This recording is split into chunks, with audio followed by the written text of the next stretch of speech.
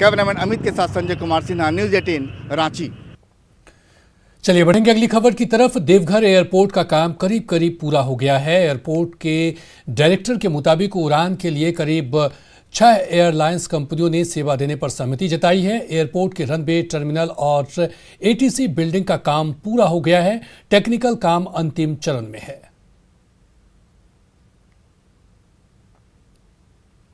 देखा पूरा हमारा तरफ से पूरा एयरपोर्ट पूरा बनके तैयार है। एंड जैसा भी आप देख रहे हैं कि बिल्कुल अंदर काउंटर्स, जो एक्सरे मशीन, जो सिक्योरिटी चेक इन होने हैं, जो सारे के सारे equipment, conveyor belt, everything is place, everything is ready, we are ready.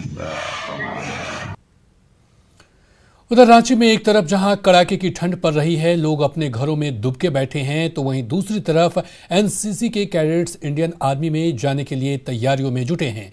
इन युवाओं के जोश के सामने सर्द हवा का सितम फीका पड़ता नजर आ रहा है। युवाओं का कहना है कि इस साल ठंड काफी पड़ रही है, बावजूद वो रोज सुबह मोहराबादी मैदान में डिफेंस में जाने के लिए तरह तरह के व्यायाम करते आते हैं। देखिए संवाददाता कोमल बहल की रिपोर्ट।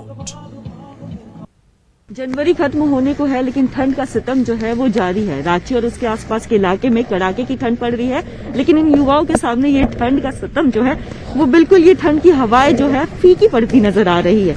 जी आप बताइए, इतनी ठंड है, इस ठंड में भी आप आए हैं यहाँ पे मॉर्निंग वॉक करने? Yes ma'am. ठंड में कभी एब्सेंट करते हैं या नहीं? No ma'am. नहीं। क्या करना चाहते हैं आगे? फिलहाल अभी तो फिटनेस के लिए आ रहे हैं, बट आगे की प्लान तो बहुत है। फिटनेस के लिए आ रहे हैं। क्या पढ़ाई करते हैं? यस मैम, आईटी सेक्टर में। आईटी सेक्टर में। यार कुछ एनसीसी के भी यहाँ पे कैडेट है जो डिफेंस की तैयारी कर रहे हैं, उसके लिए आए हैं। जी क्या नाम हुआ आपका? जी मेरा नाम राजू कुमार हुआ है। कहाँ के रहने वाले हैं? जी मोरबादी का ही रहने वाले हैं। तो रोज आते हैं यहाँ पे? Yes ma'am. डिफेंस की तैयारी? Yes ma'am. क्या कुछ एक्सरसाइज करते हैं? Yes ma'am. किस तरह की एक्सरसाइज करते हैं यहाँ पे आप लोग मिलकर? ये स्टेमिना गेन करने का एक्सरसाइज हो गया, जी, और अपना पुशअप पुलअप बढ़ाने का, और ऐसे एक्सरसाइज करते हैं जो इंडियन आर्मी में मतलब फिजिकल के तौर पे जो पूछा जाता है, वही सब की तैयारी करते हैं आमतौर पर। और डिफेंस में जाने की तैयारी पूरी जोर शोर से? जी मैम। जी मैम। क्या पढ़ाई कर रहे हैं अभी आप?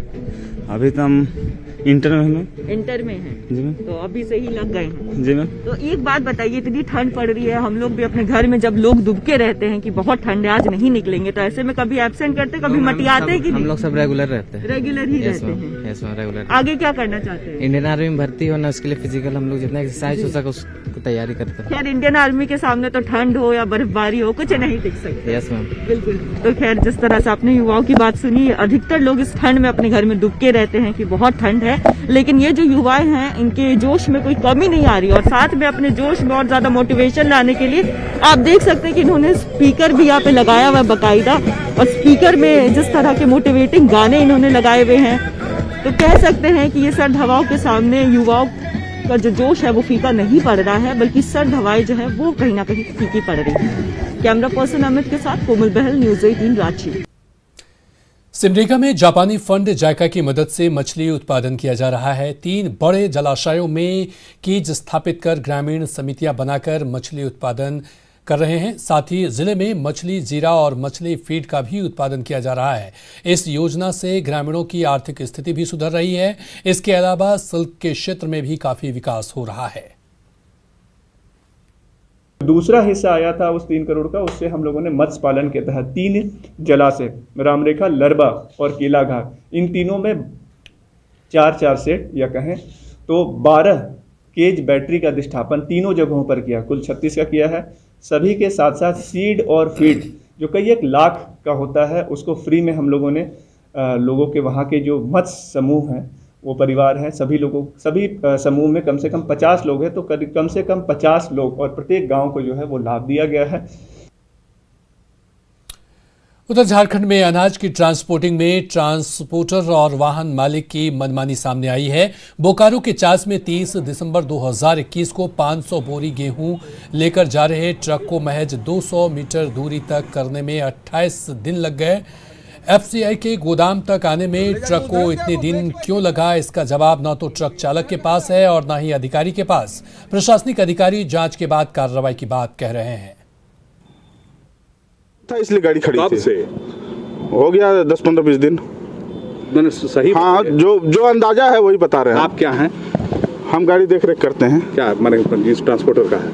नहीं, ट्रांसपोर्टर का नहीं, हम अपना मैंने देख रेख करते हैं। हम गाड़ी में दिए हुए हैं। कितना गाड़ी दिए हुए? 2 ठो गाड़ी दिए हुए हैं। तो एक चीज़ बताइए, कब ये गाड़ी FCI से निकली थी? हमको एक्चुअल पूरा जानकारी नहीं है। मामला ये है कि 30 तारीख का चालान कटा हुआ है, 30/12/21 का। वो गाड़ी आ जाया, गाड़ी कहाँ था इसकी जानकारी नहीं, आज आया है अभी। आखिर इतने दिन गाड़ी कहाँ से चली थी और कहाँ उनके लिए निकली? चली थी तो बाजार समिति से लोड है, बाजार समिति से चली थी, बाबा काटा में खड़ा था, आज आई है। उधर रामगढ़ में दोहा कातू पंचायत के बूढ़ा खोखरा में लाखों की लागत से 2019 में जल मीनार का निर्माण कराया गया था, लेकिन ये जल मीनार अभी तक लोगों की प्यास बुझाने में नाकाम है। ग्रामीणों के मुताबिक बूढ़ा खोखरा, चेतर और गौसा में पानी की सप्लाई होती थी। शुरू के 2 महीने तो पानी मिले, लेकिन उसके बाद से पानी की सप्लाई बंद हो गई। हैरानी की बात यह भी है कि इस ओर कोई अधिकारी ध्यान नहीं दे रहे हैं। देखिए संवाददाता जावेद खान की रिपोर्ट। रामगढ़ प्रखंड के दोहा कातू पंचायत के बूढ़ा कुकरा में आप हमारे पीछे देख सकते हैं, DMFT फंड से यहाँ पर जल मीनार बना है। 2.2 लाख लीटर क्षमता का जल मीनार है। यहाँ पर दामोदर नदी से पानी लाकर यहाँ के 3 गांवों में पानी दिया जाना था, लेकिन यह योजना पूरी तरह से फेल होता हुआ दिख रहा है। 2 से 2.5 महीना हम लोग को पानी मिला, उसके बाद यहाँ पानी तो आता ही नहीं है। दूसरी बात की यहाँ हम लोग प्यासे मरते हैं गर्मी के दिन में। और दूसरी बात की 1 किलोमीटर के दूर से हम लोग खेत में कुआं है, वहाँ से पानी पीते हैं। शुरू में बना 2019 में, जो बना है सो बना है, बस खाली कुछ दिन ही पानी मिला। उसके बाद कितने गांव में पानी यहाँ से दिया जाना था? यहाँ से 3 गांव में पानी दिया जाना था। कि पूरी योजना भ्रष्टाचार के भेंट चढ़ चुका है। जावेद खान, न्यूज़ 18 रामगढ़। बोकारो के चास प्रखंड के कोविंदो में एक बार फिर से एक समस्या देखने को मिली। आपको बता दें कि DSO ने जांच के आदेश दिए हैं और इस मामले में कोविंदो गांव में प्लास्टिक का चावल देखने को मिला है, जिससे आम लोग परेशान हैं, हैरान हैं। अब इसकी जांच की जा रही है। ये चावल PDS में दिया गया था और इसके बाद लोगों ने इसकी शिकायत की, जिसके बाद अधिकारी अब इस चावल को लेकर के जांच के लिए भेजेंगे। तो अधिकारी जांच के कार्रवाई की बात कह रहे हैं। आपको बता दें कि रामगढ़ के ये चास बोकारो की ये मामला है और इसमें SDO ने जांच के आदेश दिए हैं। बोकारो के चास प्रखंड के कोलविंदे गांव में PDS दुकान में के चावल में प्लास्टिक के चावल की बात सामने आने पर जिला आपूर्ति पदाधिकारी ने कार्रवाई शुरू कर दी है। हालांकि SDO ने प्लास्टिक वाले चावल के होने की बात को खारिज किया है। उस बोरा में कुछ चावल का दाना अशुद्ध टाइप का था, उसको खाने से वो दांत में भी कट जाता है और चावल के जैसा है उसका स्वाद आता है। मैं उसका नमूना लिया और इस नमूने को फिर मैं जांच के लिए लेबोरेटरी भेजूंगा। पाकुड़ में एक परिवार न्याय के लिए दर दर की ठोकर खाने को मजबूर है। बोहरा गांव में महेश्वर टुडू की हत्या के आरोप में एक परिवार पर तरह तरह के जुल्म किए, लेकिन महेश्वर टुडू जिंदा निकला। बावजूद इसके पीड़ित परिवार को धमकी दिया जा रहा है। परिवार ने जिला प्रशासन से मदद की गुहार लगाई है।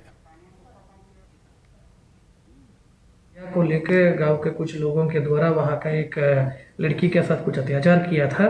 वो लड़की आज मेरे पास आया हुआ था और वो जिसका हत्या ये लोग किया है बोल के इन लोगों को परेशान किया था, वो व्यक्ति के द्वारा अभी इन लोगों को परेशान कर रहे से हमारे पास एक आवेदन दिया है, बोला कि धमकी दिया है, मारने का धमकी दिया है। अभी हम लोग थाना को ये आवेदन फॉरवर्ड किया है। थाना प्रभारी इसमें केस करेंगे, केस करके जो कानूनी कार्रवाई वो करेंगे। साथ में जब पब्लिक के द्वारा इन लोगों के साथ ये गलत काम किया तो उस टाइम इनका घर वर, इन लोगों के घर पे जो जानवर है वो सबको मार दिया था। अभी हम लोग प्रशासन की ओर से जो मदद मिलेगा उसके लिए हम DC साहब के पास इन लोगों को भेज दिया है। हम लोग तो पहले तो उनके साथ कुछ गांव में जो है दुर्घटना वगैरह किया गया था बीते वर्ष में, तो उन लोग अपनी फरियाद लेकर के आए थे। तो सबसे पहले तो जो प्रोटेक्शन है उसके लिए हम लोगों ने बोला है कि उनको प्रोटेक्शन प्रोवाइड किया जाए और साथ ही साथ उनको जो और भी सरकार के जो सोशल सिक्योरिटी के स्कीम्स हैं उनके साथ उनको जोड़ा जाए, पेंशन के साथ, राशन के साथ। तो BDO को निर्देश दिया गया है, वो सुबह कल विजिट करेंगे। गुमला में एसपी के नेतृत्व में विशनपुर थाना क्षेत्र के अति नक्सल प्रभावित जमटी बनालात के पहाड़ी इलाके में नक्सलियों के खिलाफ अभियान चलाया गया। इस मौके पर पुलिस की टीम ने ग्रामीणों से बात की और उनका मनोबल बढ़ाया। साथ ही लोगों से सतर्क रहने को भी कहा गया।